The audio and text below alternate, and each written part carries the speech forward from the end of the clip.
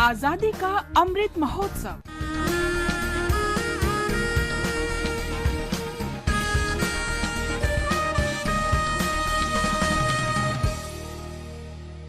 Azadi ka Safar with AIR News.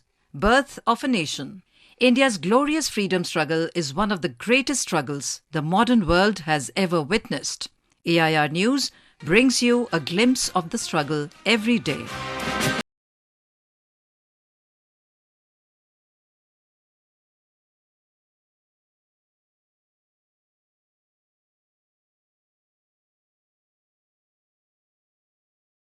In 1943, Subhash Chandra Bose became the Supreme Commander of the Indian National Army, INA, or Azad Hind Fauj. The INA was formed in September 1942 by Rash Behari Bose in Southeast Asia during the World War II with the purpose of an armed fight for India's independence, but soon it was disbanded. It was revived under the leadership of Subhash Chandra Bose after his arrival in Southeast Asia in 1943.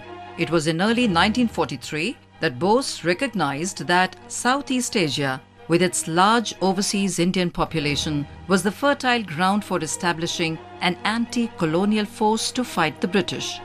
मैं इस जिम्मेदारी को कबूल करता हूँ, लेकिन निहायत नम्रता के साथ और खुदा से दुआ मांगता हूँ कि उन्होंने हमें वो ताकत, वो जोश और वो बहादुरी दें.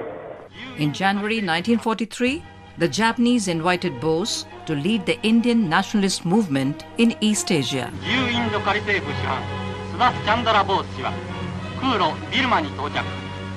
日本と共にアジア解放の戦いに駒を進める。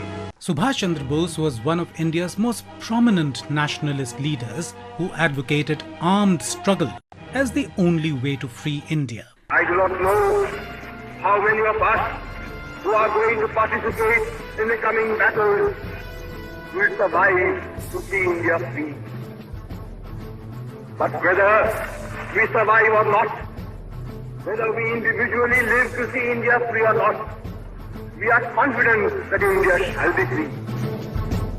Netaji named the brigades of INA after Gandhi, Nehru, Maulana Azad and himself. There was also an all-women regiment named after Rani of Jhansi, Lakshmi Bai. Under his leadership, the INA drew ex-prisoners and thousands of civilian volunteers from the Indian expatriate population in Southeast Asia. The armed resistance of INA and their sacrifices are etched in people's memory forever.